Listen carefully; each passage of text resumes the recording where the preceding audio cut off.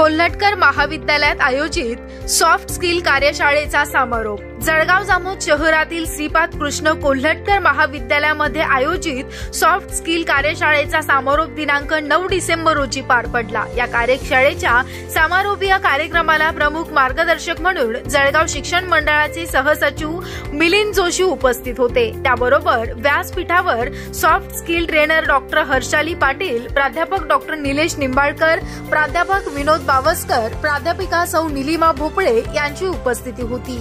कार्यक्रमाच्या अध्यक्षस्थानी महाविद्यालयाचे प्राचार्य डॉक्टर गिरीश माई होते। तर आपल्या प्रमुख मार्गदर्शनपर विचारांमध्ये मिलिंद जोशी यांनी विद्यार्थ्यांनी महाविद्यालयातील परंपरागत विषयाबरोबरच सॉफ्ट स्किल आत्मसात करणं गरजेचं आहे असं प्रतिपादन केलं। आपल्या प्रास्ताविकातून डॉक्टर निंबाळकर यांनी 6 डिसेंबर पासून चालू झालेल्या सॉफ्ट स्किल मार्गदर्शन कार्यशाळेचा आढावा घेतला।